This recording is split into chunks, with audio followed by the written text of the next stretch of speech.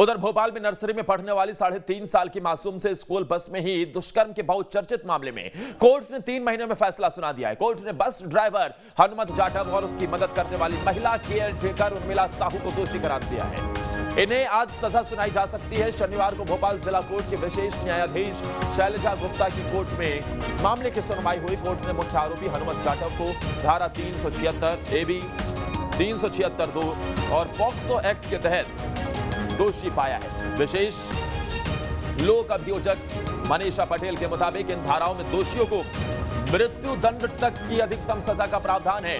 वहीं care taker Urmila Sahu को धारा 109 और 16/17 में दोषी पाया गया है। फिर सहयोगी जितेंद्र सीधा जुड़े हुए। जितेंद्र, जिस तरीके से ये इतने जल्द फैसला आ रहा है, न्याय पर लोगों का भरोसा बन रहा है, फास्ट ट्रैक कोर्ट के जरिए से अब सजा सुनाई जा रही है। एक मासूम बच्ची से दरिंदगी की गई, आज एक फैसला आना है। कितना बड़ा दिन और क्या इसमें क्या क्या सजा का प्रावधान है? जो धाराएं लगाई गई उस दिशा में हम देखें तो किस तरीके की सजा हो सकती है?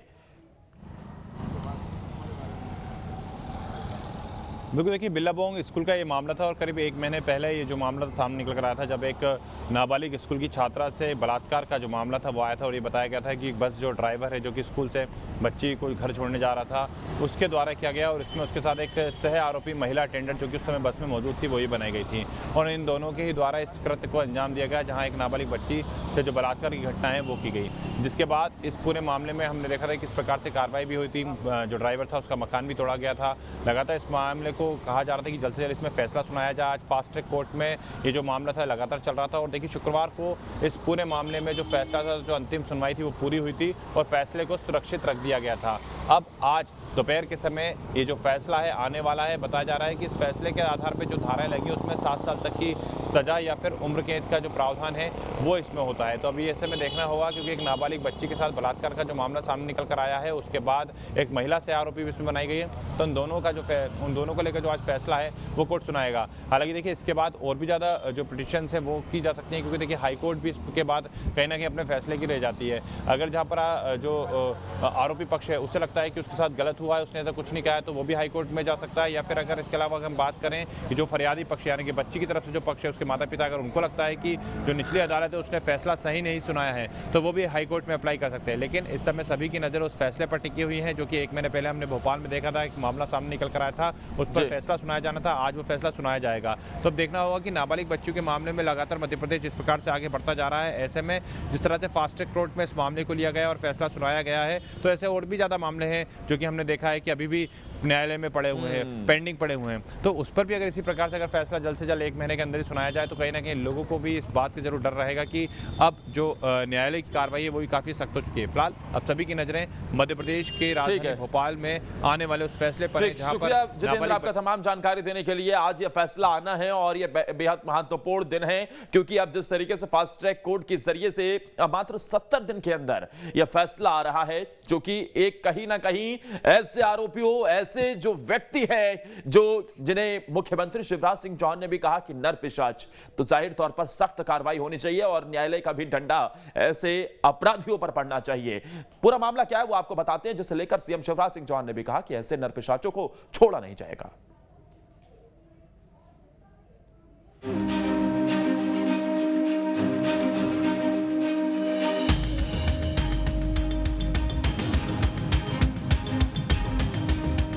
मध्य प्रदेश की राजधानी भोपाल के बिल्लाबोंग स्कूल बस में एक संगीन अपराध हुआ था और आज उसी को लेकर कोर्ट में आरोपी को पेश भी किया गया। मध्य प्रदेश की राजधानी भोपाल में स्कूल बस में 3 साल की बच्ची के रेप के मामले में बस ड्राइवर और महिला केयर टेकर दोषी पाए गए हैं। इस मामले में सोमवार को कोर्ट सजा का ऐलान करेगी। कोर्ट में आरोपी हनुमत जाटव और उर्मिला साहू को पेश किया गया और मैडम ने अभियोजन साक्ष्य को विश्वसनीय मानते हुए दोनों आरोपीगण को दोषित पाया है और दंड के प्रश्न पे सोमवार को मैडम अपना फैसला सुनाएंगी। जी, आरोपी हनुमत जाटव पे 376 और 376 AB, जो चूंकि 12 साल से कम उम्र की बच्ची थी, 376 2N बार बार उसके साथ दुष्कर्म करने के लिए बच्ची के साथ में, और 5 FLM पॉक्सो की बच्ची, चूँकि बताया मैंने जैसे आपको 12 साल से कम की थी, बार बार करता था, तो पॉक्सो और IPC के तहत अलग अलग धाराएं उस पर लगाई गई और इन सभी धाराओं में मैडम ने उसको दोषसिद्ध पाया है विशेष न्यायालय ने, और इन सभी धाराओं में उसको दोषसिद्ध किया है। इस मामले में अंतिम सुनवाई में स्पेशल जज शैलजा गुप्ता ने बस ड्राइवर हनुमंत जाटव और अटेंडर उर्मिला साहू को दोषी करार दिया है। हालांकि स्पेशल कोर्ट ने फैसला सुरक्षित रख लिया है और अब देखना यह है कि इन्हें क्या सजा सुनाई जाती है। पुलिस का पूर्ण सहयोग था, विवेचना उनकी 20 दिन में ही पूर्ण कर न्यायालय में पेश किया गया और यहाँ पे अनुसंधान अधिकारी की ड्यूटी रहती है कि जब कोर्ट में मामला चलता है तो वो साक्षियों को कोर्ट में प्रस्तुत करे, तो इस पे भी पुलिस ने अपनी पूरी सतर्कता दिखाई है। सभी अभियोजन साक्षियों को समय पे कोर्ट में उन्होंने प्रस्तुत किया है और जो था कि न्यायालय ने इन सभी साक्षियों को विश्वसनीय माना है।